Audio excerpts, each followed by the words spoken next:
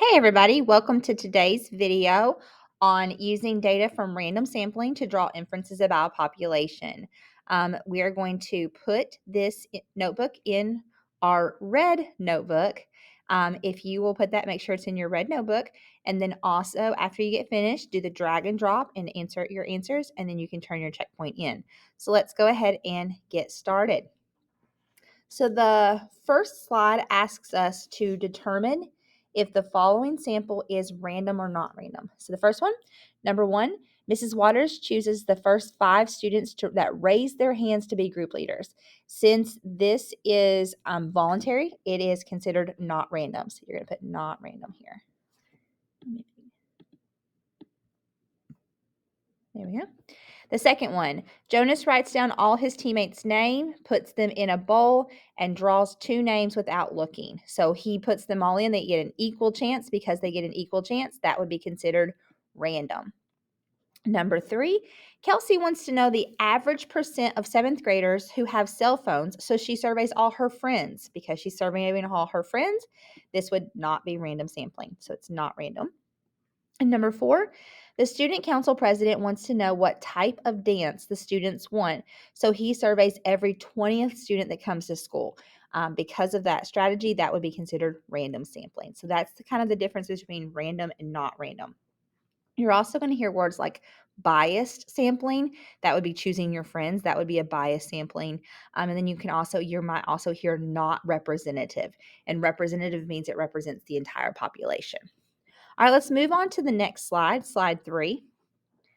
Data was collected from 3 random samples of 50 students regarding their favorite genre of movie, shown in the table below. So you've got this table, action, comedy, and romance.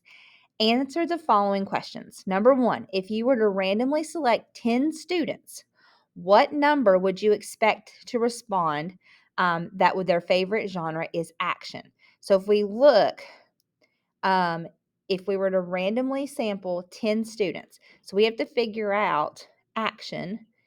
In all 3 of these samples, we are going to do 15 plus 12 plus 21. That's going to tell us how many people chose action. So I'm going to add that up, 15 plus 12 plus 21, and that's 48. So I'm going to write 48 down.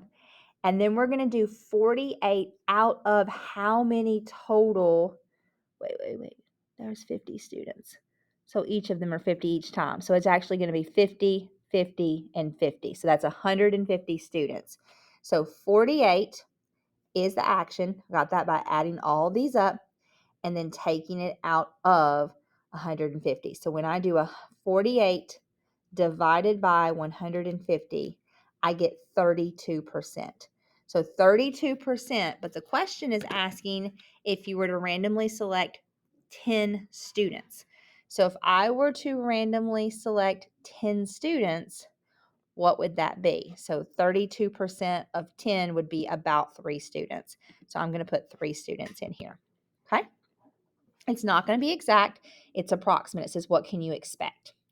Number 2, if you were to randomly select 20 students, so now we're going from 10 students to 20 students, how many would you expect to respond that their favorite genre is comedy? So again, we know that it's 150 total. So now we're going to add up comedy. So we're going to add 25 plus 20 plus 19. So we know 25 and 20 make 45. And so when we add together 45 plus 19, we get 64. And that's 64 out of 150. So we're going to divide 64 divided by 150, and that's 42%, 42.6%. So if you took 42% so 42% times 150 students, that would be 64 students, sorry. That would be 64 divided by 150. Go back again, it's 42%. But 42% of 20 students, 42% times 20 students would be 8.53. So now you got to decide, is that 8 students or is that 9 students? And that you can kind of choose. If it's 8.5, it's going to round up. So I'm going to say 9 students there. Okay, so I'm going to put students here. And then finally, number 3, if you were to randomly select 100 students, what would you expect that their favorite genre is romance? We're going to kind of do the same exact thing, but instead of 10 or 20, we're going to now take it out of 100. So let's add up romance. 10 plus 18 plus 10. 10 and 10 make 20. Plus 18 is 38. So we're going to do 38 divided by 150, and that's 25.3%. 25.3%. So we know percent means per 100. So if it's 25 per 100, then it would be 25 students here. All right, go ahead and pause this video. Rewind. If you need to go back and look at any of those to see how I got those, feel free to ask me questions on that. And we're going to move on to the next slide and the final slide. All right, so the last slide says Jordan wants to order t-shirts to sell at the carnival. He estimates that he will sell 1,500 shirts, 1,500 shirts. He took a random sample to figure out how many sizes to order of each kind. He randomly surveyed 100 people. 28 wanted small, 37 mediums, 25 larges, and 10 extra larges. How many of the following shirts should he order? Now remember, he wants to order 1,500 shirts. So we want to think about this. 28 out of 100 is 28%. 37 out of 100 is 38%. So when we're doing this, you can set it up as a proportion 28 over 100 equals X over 1,500 and cross multiply and solve. Or if you think of this like 28%, you can do 0.28, and that's what I'm going to do. So 0.28 times 1,500. I'll do that on my calculator. 0.28 times 1,500. And that gives me 420 smalls. So I'm going to write in 420 smalls. And then the number of mediums, we're going to do the exact same thing. It's 37 out of 100, so it's 37%. So we're going to type in 0.37 times 1,500, and that gives me 555. Whoops, shoot. There you go.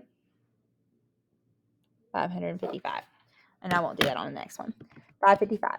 Larges, 25 larges is 25%, so 0.25 times 1,500 is 375. And finally, extra large is 10% of 1,500. That would be 150. I don't have to use a calculator for doing that one. Okay, so you'll notice this is a lot of using proportions.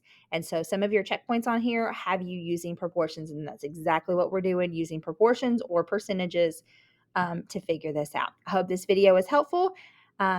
Go back and rewatch the video if you need to. Make sure that this is in your red notebook and be sure to turn your checkpoint in. Have a great day. Bye, guys.